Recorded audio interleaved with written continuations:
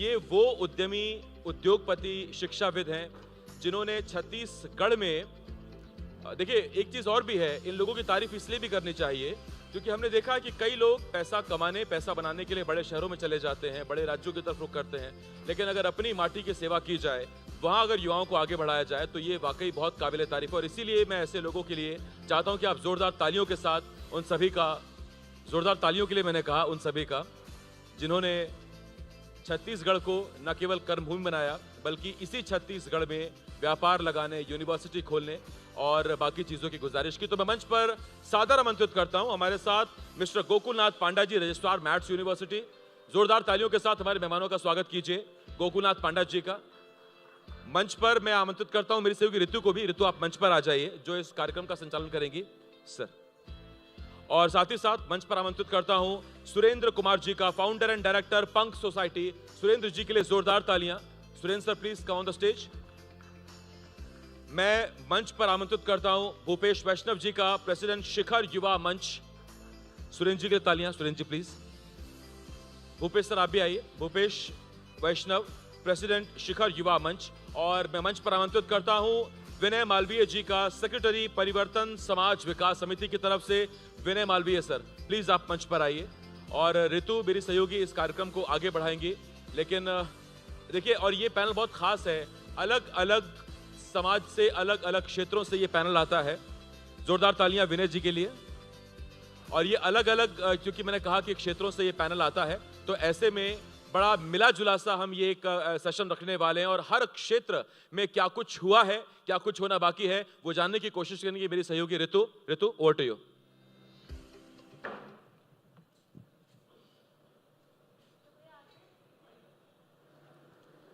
तो पैनल हमारे साथ जुड़ चुका है और ज्यादा समय नहीं।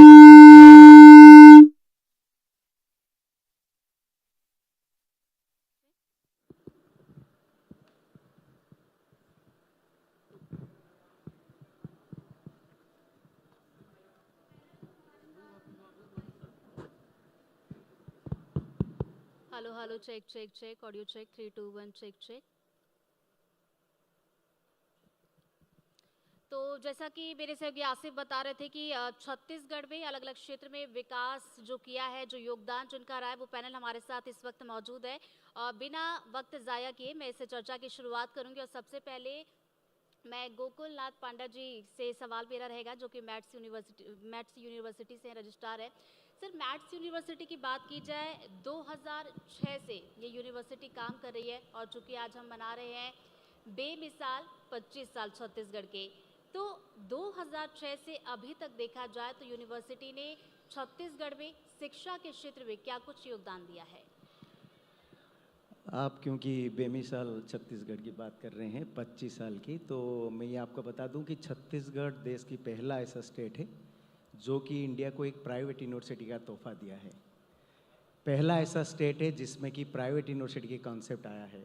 आज आप जितने private university all over India देख रहे हैं, इसकी जन्म 2003 में रायपुर छत्तीसगढ़ में ही हुआ था।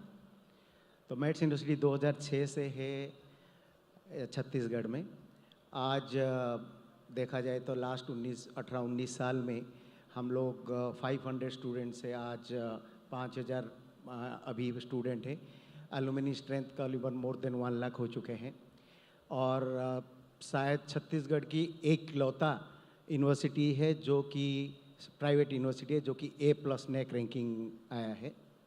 दी मेन कारण जो मैं देखूं, क्योंकि मैं भी 2003 में छत्तीसगढ़ आया था इस यूनिवर्सिटी एस्टेब्लिश करने के लिए, तो ये जब हम जर्नी देखेंगे तो उसमें ये पता चलता है कि छत्तीसगढ़ में उस समय की एजुकेशन और अभी के एजुकेशन के बीच में बहुत बड़ा फासला तय किया है।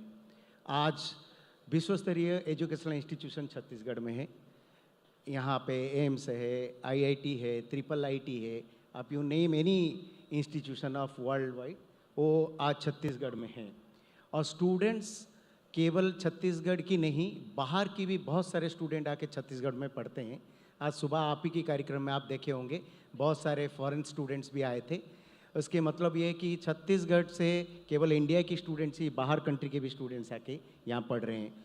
तो ये जो 25 साल की सफ़र बहुत अच्छा रहा और एजुकेशन के केस में क्षेत्र में भी हम लोग बहुत अच्छा किए हैं, क्योंकि धीरे धीरे जब स्टूडेंट की हम स्टैंडर्ड देखते हैं, आज छत्तीसगढ़ के स्टूडेंट यहाँ से पढ़ के बहुत नाम कमा रहे हैं, ना कि भारत में, बाहर के बाहर भी बहुत जगह जाके नाम कमा रहे हैं। और छत्तीसगढ़ में बहुत सारा एरियाज़ में एजुकेशन को काम दिया है कि पहले केवल बीए बीकॉम बीएससी की पढ़ाई होता था छत्तीसगढ़ में, आज बीए बीकॉम बीएससी से उठ के बहुत सारा आगे चला गया है। आईटी के क्षेत्र में, फैशन डिजाइन के क्षेत्र है, फार्मास्यूटिकल्स के क्षेत्र में, सभी जगह में अब छत्तीसगढ़ में आज पढ़ाई होता है।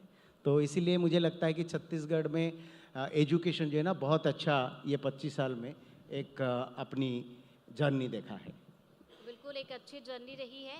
अगला सवाल मेरा सुरेंद्र जी से रहेगा। पंख एनजीओ की बात की जाए, जिसको कई अवार्ड्स मिल चुके हैं, कहते ना कि जब सोच आती है उसके बाद हम शुरुआत करते हैं, तो आपने किस सोच के साथ इस संस्था को शुरू किया था और तब से लेकर अब तक में क्या कुछ बदलाव आपने देखा है? जो सपना देखा था क्या वो साकार होता हुआ नजर आ रहा है? बिल्कुल, अगर हम देखते हैं कि जब तक सपने नहीं देखेंगे पूरे कैसे होंगे। 2015 में हमने एक सपना देखा था कि कुछ हम ऐसा इंस्टीट्यूशन खड़ा करें जिससे हम उन कम्युनिटी को, उन अंडर प्रिविलेज लोगों को सपोर्ट कर सके जो कहीं ना कहीं छूट जाते हैं। तो हमने प्लान किया, पंख का एक स्लोगन दिया, चलो कुछ अच्छा करते हैं, और उसी के माध्यम से आज हम देश के 12 राज्यों में काम कर रहे हैं। न कि एजुकेशन पे हमारे 7 पिलर्स है, 7 पिलर्स पे हम डिफरेंट कंपोनेंट पे काम कर रहे हैं। जैसे अगर हम बात करें किसी भी एरिया को डेवलप करना है तो नेचुरल रिसोर्स मैनेजमेंट बहुत ज़रूरी है। वहाँ का हवा, पानी, मिट्टी बहुत ज़रूरी है कि कैसे उसको हम प्रिजर्व कर सके, कंजर्व कर सके और उसको स्ट्रेंथन करते हुए हम आगे बढ़े। सेकंड हम बात करते हैं, क्योंकि हम इंडिया की बात करते हुए, इंडिया जो है एग्रीकल्चर कंट्री है। हमारा 60% के करीब जो अगर बात करें जो रिसोर्स है, ह्यूमन रिसोर्स पे डायरेक्टली इनडायरेक्टली लिंक है। तो हम एग्रीकल्चर एलाइड एक्टिविटी को कैसे स्ट्रेंथन कर सकते हैं। तीसरी बात करें, हमारे यहाँ पे क्या है, गैप काफ़ी है। जैसे स्किल में क्या गैप है, हमें रीथिंक करना पड़ता है कि हाँ जो एग्जिस्टिंग स्किल है, जैसे जैसे टाइम चेंज हो रहा है। पहले हम देखते हैं कि पहले के टाइम पे मोबाइल इतना एक्टिव नहीं था, आज के टाइम देखते हैं इंटरनेट में क्या काफ़ी कुछ चीज़ें बदलाव हो गया है। तो कैसे हम रीस्किल कर सके हमारे यूथ को, तो स्किल डेवलपमेंट और लाइवलीहुड को कैसे हम स्ट्रेंथन करें। चौथा पिलर हमारा है एजुकेशन। सभी यूथ है यहाँ पे, एजुकेशन की इंपॉर्टेंस सब समझते हैं। एजुकेशन को जब तक हम बदलाव के साथ जो इकोनॉमी को आगे बढ़ा सके उससे कभी कनेक्ट नहीं करेंगे तो हम कैसे आगे बढ़ेंगे। पांचवा पिलर की बात करें, कोविड के बाद में हमें रियलाइज़ हुआ कि हेल्थ सेगमेंट ऐसा सेगमेंट है जो कहीं ना कहीं छूट गया था। तो कोविड के बाद में अगर हम देखें तो हेल्थ और सैनिटेशन बहुत इंपॉर्टेंट कंपोनेंट है। आज मैं दिल्ली से आया हूँ, दिल्ली में हम देख सकते हैं कि पॉल्यूशन का क्या लेवल है। तो रेस्पॉन्सिव बिहेवियर लोगों का हेल्थ के बारे में, अपने वेस्ट मैनेजमेंट के बारे में, उन सबको भी हमने टारगेट किया। अगर हम बात करें छठा पिलर हमारा जो है, कोई भी डेवलपमेंट जो होता है सस्टेनेबल जब भी हो पाता है जब एक इंस्टीट्यूशन साथ में रहेगा। तो हमने पीपल इंस्टीट्यूशन बनाया। जैसे अगर वुमेन को हमें सशक्त करना है तो एसएचजी मॉडल, एंटरप्राइज मॉडल को हम सशक्त करें। फार्मर्स को करना है तो एफपीएम मॉडल्स को हम सशक्त करें। तो आप लोग अलग अलग सेक्टर्स में काम कर रहे हैं और इस पर हम और भी विस्तार से बात करेंगे। भूपेश जी के पास मैं जाना चाहूँगी। भूपेश जी, आपके एनजीओ की बात की जाए, शिखर युवा मंच, जैसा कि मैंने पढ़ा सुना कि युवाओं से प्रेरित होकर ये संस्था बनी, तब की अगर बात की जाए तो कितने युवाओं के साथ मिलकर आपने इसे शुरू किया था और अब कितने युवाओं का ये परिवार हो चुका है? शिखर युवा मंच 1997 में इसकी शुरुआत हुई थी। जब हम युवा थे तो कॉलेज के समय हम लोगों ने इसको शुरू किया था। अभी 28 साल पूरे हो चुके हैं। अभी 16 दिसंबर को 28 साल पूरे हो जाएंगे, 29वां शुरू होगा। 7 लोगों के युवाओं ने हम लोगों ने इसको शुरू किया था। बुक्स एक्सचेंज करते थे, हम अपने सीनियर से लेते थे और जूनियर को देते थे। इस तरह से शुरुआत हुई और ये एक विचारधारा फिर बनने लगी कि चलो कुछ हम बदलाव के लिए, सामाजिक बदलाव के लिए कुछ करते हैं। और इस तरह से एक गांव से, एक कॉलेज से शुरू हुआ ये मूवमेंट।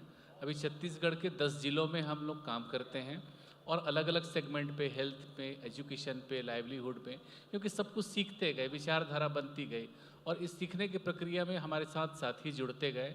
और अभी हम डायरेक्टली 10 जिलों में कहना चाहिए करीब 2 लाख परिवारों के साथ हम जुड़ के उनके हेल्थ के लिए काम कर सकते हैं। बहुत से कॉरपोरेट हैं जो हमको मदद करते हैं पूरे प्रोसेस में। और इस 28 सालों में हम एक बड़ा बदलाव युवाओं के सोच पे ला पाए हैं और अभी 600 से ज़्यादा युवा जुड़े हुए हैं जो हमारे एनवायरनमेंट कंजर्वेशन का जो प्रोग्राम है उससे जुड़े हैं। उसको हमको बोलते हैं क्लॉथ टू कैनोपी, कि आप क्लॉथ डोनेट करिए, हम कैनोपी यानी हम आपको छाया देंगे। तो अर्बन के जो यूथ है वो क्लॉथ कलेक्ट करते हैं, रूरल में पहुंचाते हैं। तो आप यहाँ कपड़े देते हो, हम वहाँ पेड़ लगाते हैं आपके लिए। तो इस तरह से हम लोगों का मिशन है।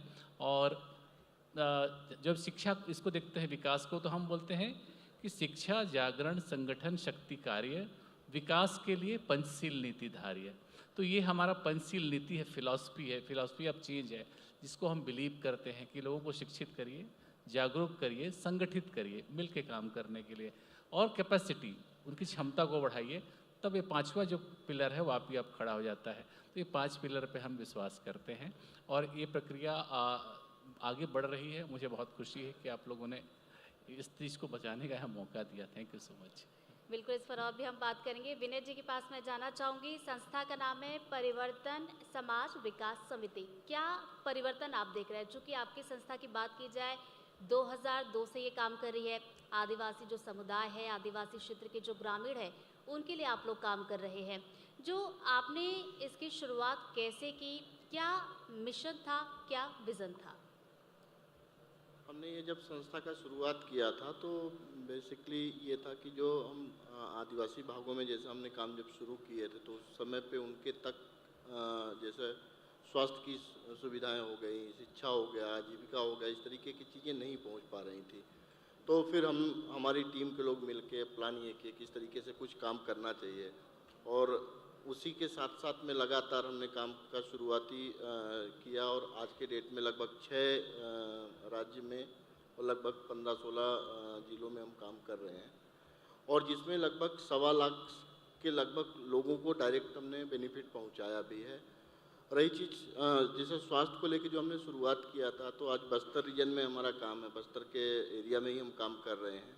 5-6 जिलों में हमारा काम है, जबकि वहाँ पे जिस तरीके से आदिवासी भाग में जब हम जहाँ पे स्वास्थ्य सुविधाएं नहीं है, ऐसी जगहों पे हम लोग जाके स्वास्थ्य सुविधाएं देते हैं, जिसमें हमारे पास में पूरा सेटअप है। डॉक्टर्स है, फार्मासिस्ट हैं, लैब टेक्नीशियन, पूरी टीम रहती है, जो कि गांव में जो लोग हॉस्पिटल नहीं पहुंच पा रहे हैं, ऐसे लोगों को हम लोग जाके सुविधाएं देते हैं, और कहीं ना कहीं उसका बदलाव तो दिखता ही दिखता है। बिल्कुल, तो वो बदलाव दिख भी रहा है। गोकुलनाथ सर के पास मैं जाना चाहूँगी। मैथ्स यूनिवर्सिटी को लेकर जैसा कि हम जिक्र कर रहे थे कि छत्तीसगढ़ में शिक्षा के क्षेत्र में देखा जाए तो अभी तक बहुत योगदान रहा है। एक बड़ी उपलब्धि ये भी है मैथ्स यूनिवर्सिटी की, जैसा कि आप कह रहे थे कि अलग अलग देश से भी यहाँ पर लोग पढ़ने के लिए आ रहे हैं। आगे अब क्या इसका विस्तार करने की आप सोच रहे हैं? आगे भविष्य के लिए क्या योजनाएं हैं? देखिए, यूनिवर्सिटी 2006 से शुरुआत हुआ था। उसके बाद लक्ष्य यही था कि छत्तीसगढ़ में एक अच्छा एजुकेशनल इंस्टीट्यूशन बनाना है और डिफरेंट एरियाज़ में जिसमें लोगों की रुझान रहे उस एरिया में काम करना है। बाद में हमको ये रियलाइज़ हुआ कि बच्चों को instead of increasing the dimensions, जो अलग अलग एरिया ना खोल के उसी एरिया में पढ़ाया जाए जिसमें उनको एम्प्लॉयमेंट अपॉर्चुनिटी है।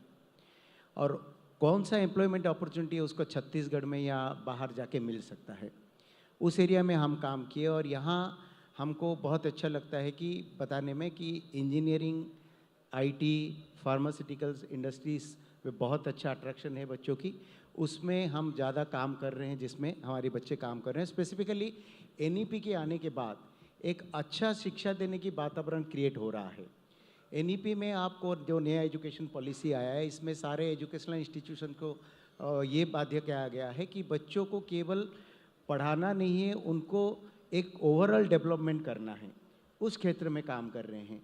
आज हमारे सारे बच्चों को केवल पढ़ाई नहीं दिया जाता, उनको योगा भी सिखाया जाता है, so that life skill develop कैसे करना है उनको उसके साथ भी जोड़ा जाता है। तो बहुत सारा चीज़ें जो उनको करना चाहिए जिससे कि वो आगे जाके उनकी लाइफ में कुछ बन सके और कम्पीट कर सके इंडस्ट्री में, उसके लिए बिल्कुल, संकल्प भी यही है यूनिवर्सिटी का कि नौकरी तो दे ही युवाओं को, साथ ही साथ युवाओं को ऐसा बनाया जाए कि वो नौकरी देने के काबिल भी बने। भूपेश जी, आपसे मेरा सवाल है कि संस्था चूँकि देखिए काफ़ी लंबे समय से काम करी, उपलब्धियों की बात की जाए तो वो कौन सी 2 बड़ी उपलब्धि अभी तक आपके लिए रही है इस संस्था के साथ? अगर हम बात करें उपलब्धि की, तो अगर देखें जैसे ग्रेट प्लेस टू वर्क एक एजेंसी है जो ऐसे ऑर्गेनाइजेशन को रिकॉग्नाइज करती है जिनका वर्क कल्चर अच्छा होता है। कहते हैं कि जब तक आपकी नींव मजबूत नहीं होगी, जब तक आगे ग्रो नहीं करोगे। कोई भी सिस्टम को रन करने के लिए टीम, जैसे अगर हम बात करें एनडीटीवी की भी, आपकी टीम अच्छी है इसलिए आपके जो प्रोग्राम होते हैं बहुत अच्छे होते हैं। तो इसी वजह से हमने एक प्रयास किया कि हमारी टीम को हम उतना इक्विप्ड करें, इतना स्किल करें ताकि वो रियल नीड को समझ पाए, वो रियल रिसर्च कर पाए और प्लानिंग के थ्रू वो हम आगे उसको एग्जीक्यूट कर पाए। जो हमने एक मिशन रखा है कि जिस ऑब्जेक्टिव के साथ में कोई भी प्रोग्राम डिजाइन होता है उसको उससे अच्छा हम बेटर आउटकम दे पाए, तो एक वो प्रयास किया है। बिल्कुल, ये प्रयास किया जा रहा है, मिशन ये रखा गया है। भूपेश जी के पास मैं जाना चाहूँगी। भूपेश जी, अभी तक संस्था ने जो काम किया उसमें क्या चैलेंजेस आपने अभी तक देखे हैं? मेन क्राइसिस या चैलेंजेस ये होता है कि अभी के समय जब एनजीओज या संस्थाएं बोलते हैं ना, तो बहुत से लोगों के दिमाग में एक नेगेटिविटी आता है कि संस्थाएं किस तरह से काम करती हैं, क्या करती हैं करके। तो एक चैलेंज है कि अपने लिए स्पेस क्रिएट करना कि आप सही जब आप काम करते हैं और लगातार काम करते हैं तो आपकी आइडेंटिटी बनती है। तो एक आइडेंटिटी क्राइसिस बहुत है अभी संस्थाओं के बीच में। दूसरा क्राइसिस है फंडिंग का कि बहुत से डोनर्स हैं, कंपनीज़ हैं, गवर्नमेंट हैं, वो काम करना चाहती हैं, लेकिन सही संस्थाओं को चिन्हित करना और उन तक पहुंचना, और स्पेशली जब हम अब छत्तीसगढ़ की बात कर रहे हैं तो छत्तीसगढ़ जैसे राज्यों में बहुत ज़रूरत है कि यहाँ कारपोरेट्स के जो CSR फंड होते हैं वो CSR कंपनीज यहाँ को भी एक्सप्लोर करें। और यहाँ छत्तीसगढ़ में बहुत पोटेंशियल है, बहुत अच्छे लोग हैं, बहुत अच्छे काम करने वाले लोग हैं। उसको अगर उस एरिया को एक्सप्लोर किया जाए तो हम कलेक्टिवली मिलके छत्तीसगढ़ के डेवलपमेंट के लिए अच्छा काम कर मैं विनय पाएंगे। जी से भी एक सवाल ले लेती हूँ। विनय जी, क्या कुछ एक्सपेक्टेशंस है? संस्था तो देखिए बढ़िया काम कर ही रही है, लेकिन सरकार से आप लोगों की क्या अपेक्षा है कि किस तरीके से एनजीओ की मदद होनी चाहिए? इसमें रूरल एरिया में जो ज़रूरत है या जो आइडेंटिफाई होना चाहिए, जिनको लाभ पहुंचना चाहिए, वो सही जगह पे पहुंच नहीं रहा। जैसा अभी भूपेश जी बोले कि जो लोग मदद करते हैं वो शहरी के एरिया के लिए मदद करते हैं। जैसे हम बस्तर में काम करें तो हम बस्तर की बात करते हैं कि वहाँ पे सबसे जो बड़ा मुद्दा वो पानी का, गंदा पानी है। लोगों के पीने के लिए पानी की जो व्यवस्थाएँ होनी चाहिए वो नहीं है। नाले का पानी जिसके कारण से जो बीमारियाँ वहाँ हो रही हैं, जिस पे हम लोग लगातार काम कर रहे हैं, चर्म रोग जैसी बीमारी हो रही है, उनका इलाज लोग कराते हैं। कुछ लोग कुछ जड़ी बूटी में जाते हैं, कुछ झाड़ फूक में भी जाते हैं। लेकिन जब हमने लगातार काम किया तो हमको ये मुद्दा निकल के आया कि अगर यहाँ पे पानी को लेके काम किया जाए, चाहे सरकार उसमें मदद करे या जो CSR के टीम के लोग हैं अगर उसमें मदद करें, तो एक काफ़ी अच्छा निकल के रिजल्ट आएगा और वो दिखेगा, सभी को दिखेगा और लोगों को लाभ भी मिलेगा उसका। बिल्कुल, जो आपकी अपेक्षाएं हैं, डिप्टी सीएम अरुण साव जी भी हमारे साथ मौजूद हैं। और आपने जो कहा कि क्या कुछ आप एनजीओ जो काम कर रहे हैं, आप लोग क्या कुछ आपकी अपेक्षाएं, वो सर ने भी यहाँ पर सुनी है और उम्मीद यही है कि जो आपकी अपेक्षाएं उस पर सरकार काम भी करेगी। बहुत बहुत शुक्रिया आप सभी का हमारे साथ इस पैनल में जुड़ने के लिए और इस चर्चा के लिए। Thank you so much. Thank you so much.